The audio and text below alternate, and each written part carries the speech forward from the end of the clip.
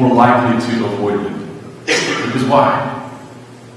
It's uncomfortable, right? Who wants that? And this is where our theme comes to a close, as I understand, for this month, in this series of walking out Jesus in your life. Because usually when it comes to living out Jesus, discipleship is uncomfortable.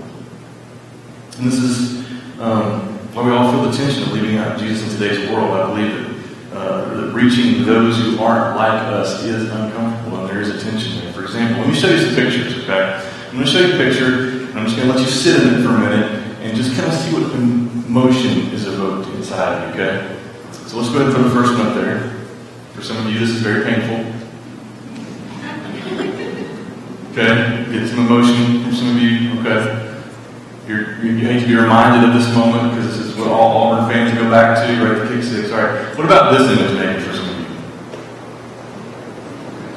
Painful? No? We have more Alabama fans in the room? Okay. So some of you are like, just take this image off the screen. I don't want to see it. Now, what about this one?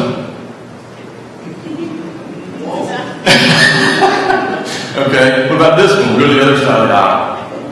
Yes. That's good. What about this?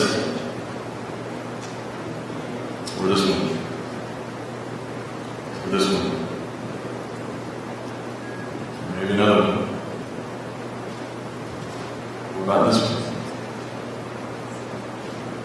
Or the other side? Or even a verse away, right? It's right here on us. How do we live out Jesus in all of this uncomfortableness? I was at a conference in Atlanta not too long ago, and I recently heard a guy named Dr. Crawford Lawrence Jr. provide some insight to this question. And he said this so powerfully.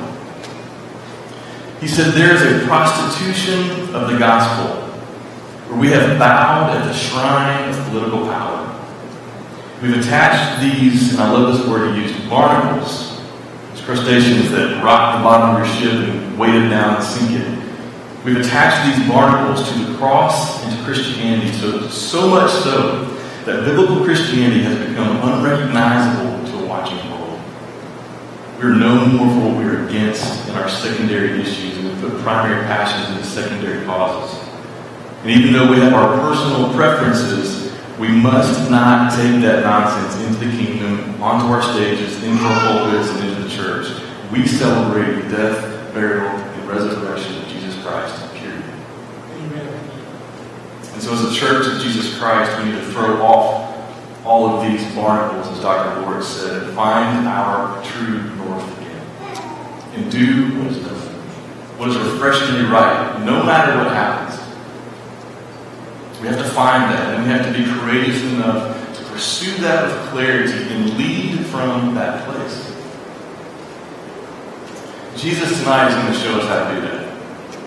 We see all this stuff, so how do we do this? How do we navigate this uncomfortable world? How do we navigate all these categories, all these barnacles that are out there that are trying to attach themselves to the cross and to Christianity and to the modern church?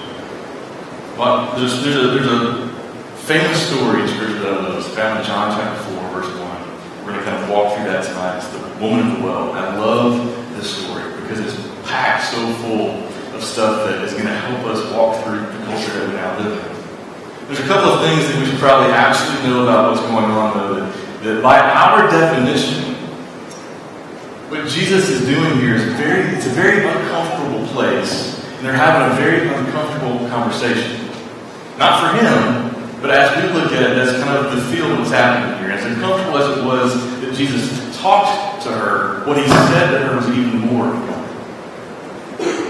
Because this conversation that he was about to have with her broke all cultural rules of the time. And so what we find Jesus doing here is he moves the woman at the well out of the category and into a conversation. And he does it beautifully. So in 722 BC in Syria, the Syrians come in, they overtake Jerusalem, they take the Jews out of Jerusalem, they put some Assyrians in Jerusalem, and we have this kind of union between these two groups. And the offspring of these groups are called the Samaritans, despised by both sides. They viewed them as this unclean mixed race. It would be like if the Auburnites went down to Tuscaloosa, right? And got all the Bamaites and like scooped them up and replaced them with the Auburnites. And you have this mixed marriage of an Auburn fan and an Alabama fan. That's like blasphemy, right? We don't do that, right? Is there anybody in this room that's done that? Everybody else just raise your hand. We got split. The house divided. Okay. It's kind of the feel, right? It's like why would you do that? It'd be like some kind of Alabamites. I don't know what you would call them. This mixed race of these two. So that's what you have. You have the Jews and the Assyrians that have produced this mixed race called the Samaritans.